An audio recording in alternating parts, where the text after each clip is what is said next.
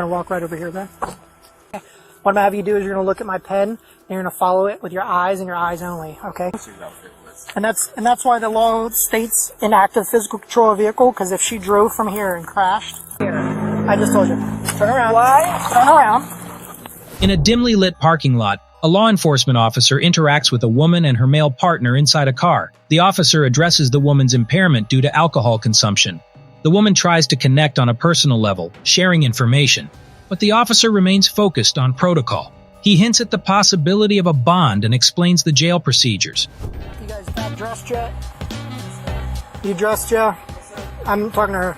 You dressed? All right, hop out with me. Ma'am, you gotta hop out with me? I'm sorry? Hop out with me. Appreciate you. Just stand right here for me. Stand with your feet together, hands out your side just like this. I'll look at your eyes really quick. Don't move your head, just follow with your eyes, all right? Okay. Robert, here's this back. Sir. Have you been drinking at all? We both had a couple drinks here. Yes, Let me see your eyes real quick. Go ahead. All right, you're free to leave. I wouldn't recommend you drive though, okay? Sir. Because if you get in your car, I'm going to arrest you for DUI. Okay, understand? Yes, sir. So good. If you want to get on your phone and go ahead and start calling somebody, go right ahead, all right? I can do that.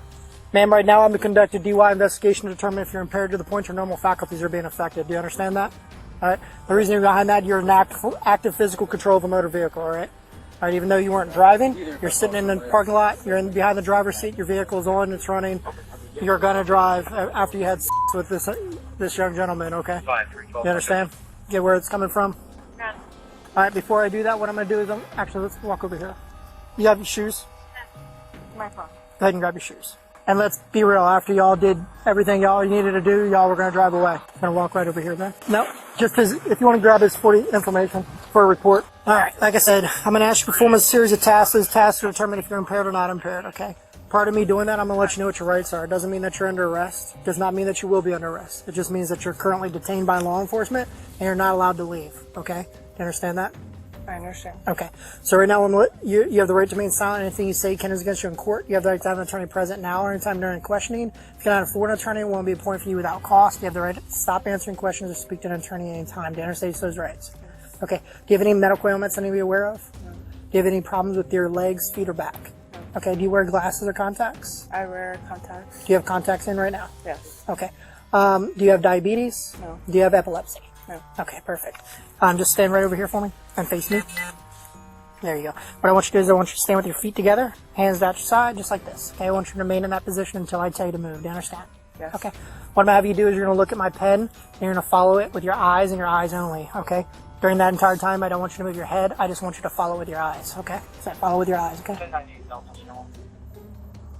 Make sure you're following with your eyes. Keep your eyes on it. I'm going to go up. Same thing. Follow with your eyes. Don't move your head. All right. All right, do you see this line here on the ground? Yes. All right, what I want you to do is let's go stand over here on that end of the line. About where the cigarette butts are. And take your left foot, put it directly in front of on the line. Take your left foot, put it on the line, on the white line. There you go. Place your right foot in front of your left, touching heel to toe just like this. Okay? I want you to remain in that position until I tell you to move. Do you understand? Now, when I tell you to, what you're going to do is you're going to take 9 heel to toe steps along the line. It's going to look like this. 1, 2, 3, all the way up to 9, okay? On that 9th step, I want you to leave your front foot planted on the ground. Take a series of short steps, choppy steps, turn yourself around, and then take 9 heel-to-toe steps back down the line. 1, 2, 3, all the way up to 9. During that entire time, I want you to leave your feet, or I want you to leave your hands to your side. I want you to look down at your feet. I want you to count out loud, and I do not want you to stop until you complete the entire task. Do you understand that? Okay. Go ahead and begin.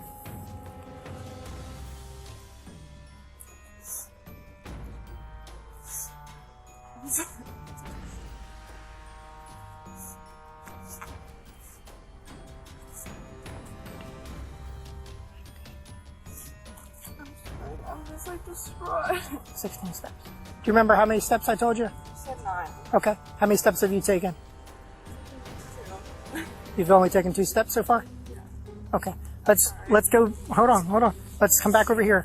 Let's go back down the line again. Remember how I told you to turn and all that stuff?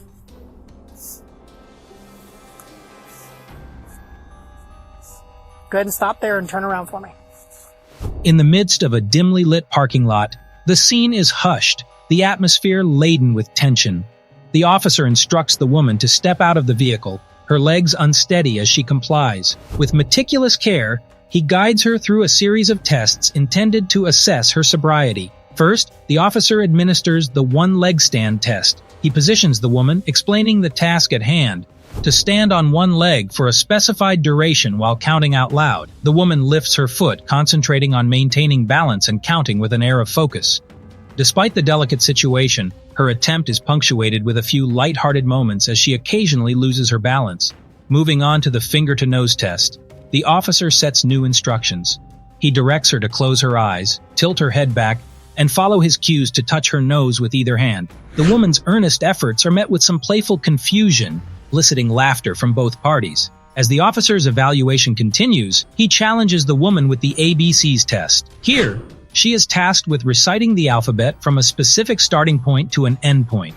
F, G, H, I. All while her eyes remain closed and her head tilted back. Her performance, although slightly off, highlights her commitment to the task at hand. In the midst of these tests, the woman's level of intoxication becomes evident through her interactions and speech. She exhibits a desire to cooperate, albeit with a degree of confusion. Her attempts to understand the reasons behind her arrest are met with a stern response from the officer. Despite her questions, the woman is eventually placed under arrest for DUI. The situation takes a serious turn as she is handcuffed and read her rights. Meanwhile, her emotions fluctuate between anxiety and an attempt to process the unfolding events. The narrative shifts to a moment of connection between the officer and the woman. The officer, with a touch of empathy, helps the woman gather her personal belongings, including her shoes. This brief interlude of humanity amidst the gravity of the situation highlights the complex nature of law enforcement encounters. As the woman's journey through the arrest process continues, she attempts to connect with the officer on a personal level, sharing tidbits of her life. However, the officer maintains his professional demeanor, adhering to protocol. The officer offers some insight into the procedures ahead, hinting at a possible bond and the length of her stay in jail. But why did you pull me over? I'm just wondering. Because you're having sex in a parking lot. Why did I just told you. over? I just told you. Because you're having sex in a parking Okay, lot. why are you guys here? I just told you. Turn around. Why? Turn around. I'm not going to play with you. This isn't how it goes. Ultimately, the story concludes with the woman being escorted to the patrol car, where she awaits transport to the jail. Her emotions, a mix of resignation and uncertainty, juxtapose with the officer's duty-bound focus. The narrative captures a slice of this intricate human interaction, framed within the context of law enforcement and the responsibilities inherent to the role. Thanks for watching.